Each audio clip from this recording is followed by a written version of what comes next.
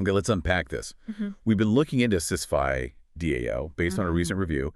It's pitched as this no-code blockchain tool for building online communities. And the core idea, the big promise, is really about getting rid of the need for a boss or middleman in community projects. Right. Running everything transparently, right on the blockchain. And I think what's really grabbing attention here isn't just another DAO tool. It's that specific no-code angle. That's the hook. Exactly. Because let's be honest, launching a DAO traditionally, it meant needing developers, dealing with smart contracts, often high costs. It was a whole thing. A major hurdle for many. Totally.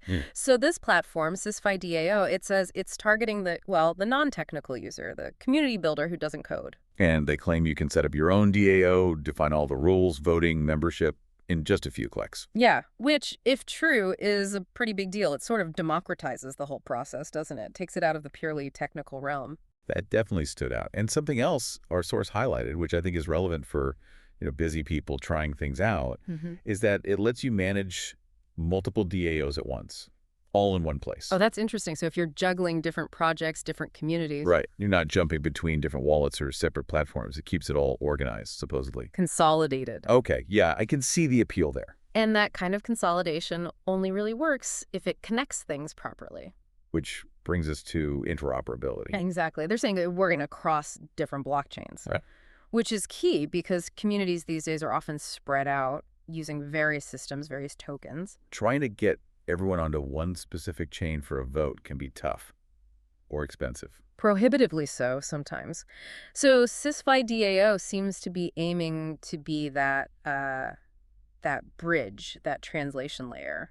Like a built-in teamwork system, as the source put it, handling proposals, voting, tokens, no matter the chain underneath. That seems to be the idea. And they're pushing accessibility too, apparently. Yeah, the mobile app mentioned. SIS Nexus. Right, putting all that management, all that governance straight onto your phone. Theoretically, at least. Okay, so the utility seems, ambitious. What about the economics? There's usually a token involved. There is, and this is where it gets slightly fuzzy. The associated token is referred to as $sen. $sen, okay. But, and this is a point the source made quite clearly, there was some confusion about the actual name. Like, is it confirmed? Is that the final branding?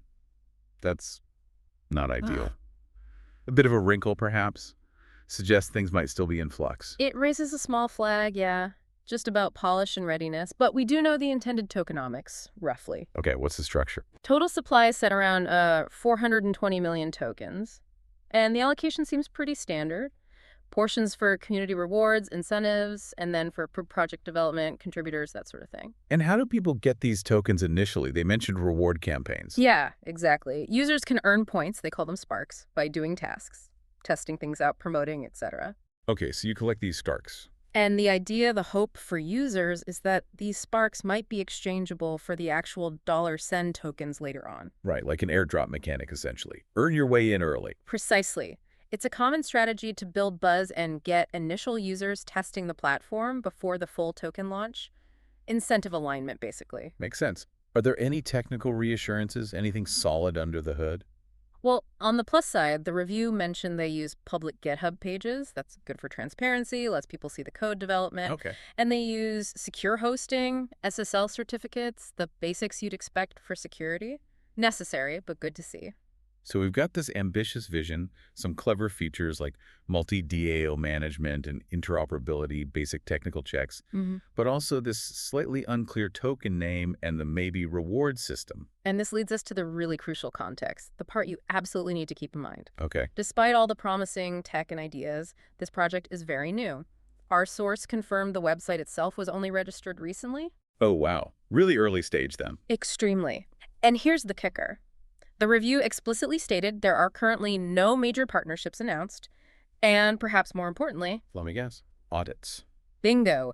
No verified external audits of their smart contracts mentioned. In the crypto and DAO space, that audit is it's the gold standard for trust. Absolutely. Without it, you're essentially just trusting the team's word that everything is secure and works as intended. Exactly. It's a huge leap of faith at this stage. So pulling it all together, SysFi DAO feels like a genuinely creative idea, maybe even a necessary one, especially for non-coders wanting to build these decentralized communities without needing a huge technical team or budget. It really does tackle a real pain point. The concept is strong. Streamlined, multi-chain DAO governance, yes please. Hmm. But right now, it exists more as a promise, a structure, an ambition than a fully proven, validated platform. That external verification, the trust signal, it just isn't there yet. So what does this all mean for you, the listener? You've heard the potential, the features, but also the significant caveats. Right. Given how early it is, given the lack of confirmed audits or even clear token branding, the crucial question becomes, what does SysFi DAO need to do next? What concrete step is most critical? Getting those audits published, nailing down their branding, securing a key partnership to move from being just a promising idea to a platform you can actually trust and build upon. That next move, that's what will likely define whether this takes off or fizzles out.